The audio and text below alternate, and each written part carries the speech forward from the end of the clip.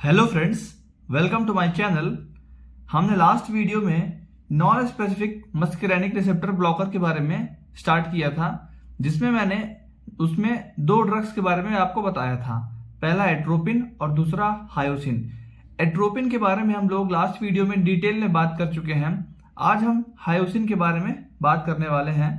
तो चलिए शुरू करते हैं कि जो अपना हायोसिन है वो non specific muscarinic receptor blocker है, यानी कि ये M1 से लेके M5 सारे के सारे मस्करेनिक रिसेप्टर्स को ब्लॉक करता है।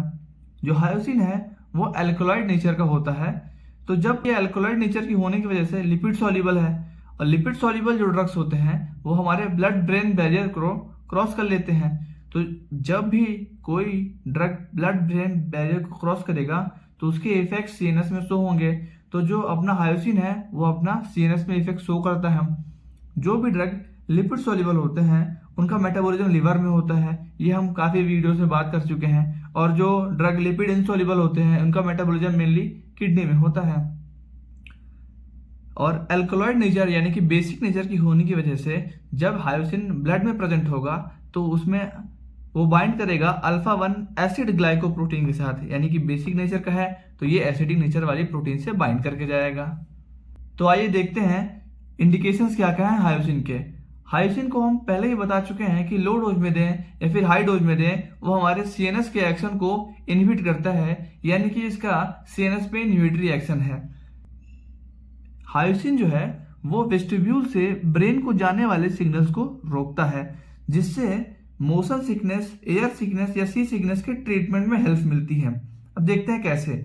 जो मोशन सिकनेस केस में ऐसा होता है कि जो हमारा वेस्टिब्यूल है तो उसको लगातार बार बार सिग्नल्स मिलते रहते हैं, जिस वजह से वर्टिगो, नोजिया, वॉमिटिंग जैसे सिम्टम्स देखने को मिलते हैं।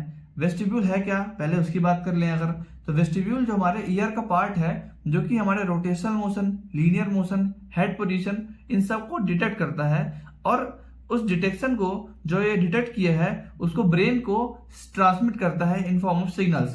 तो जो हायोसिन ड्रग जो है वो क्या करेगा कि इस सिग्नल के ट्रांसमिशन को रोक देता है। जब हमारे सीएनएस पे सिग्नल ही नहीं जाएगा तो हमारे इस मोशन का उसको ब्रेन को पता नहीं चलेगा। जब ब्रेन को पता नहीं चलेगा तो ये सिकनेस स्टॉप हो जाएंगे, ये सिम्टम्स देखना स्टॉप हो जाएंगे। वर्टिगो, नोजिया, वॉमिटिंग ये चीजें शो नहीं होंगी।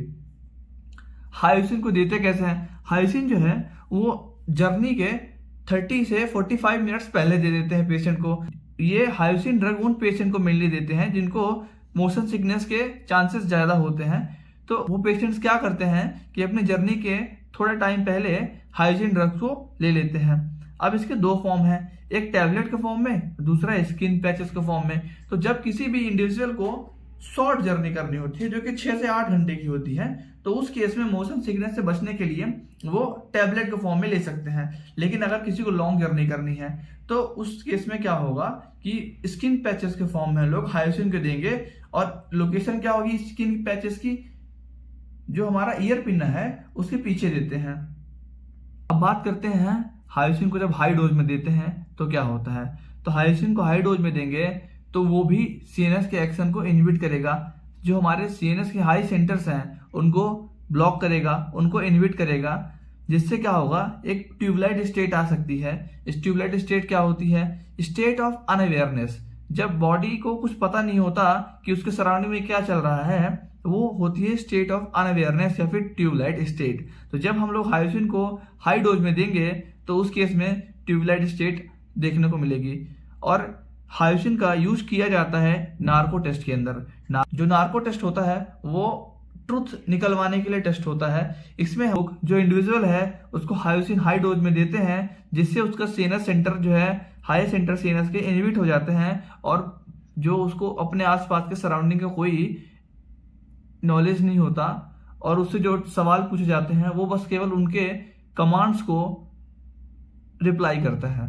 अब लास्ट है हमारा कि हमारे जीआईटी और यूरिनरी सिस्टम में इसका क्या इफेक्ट है।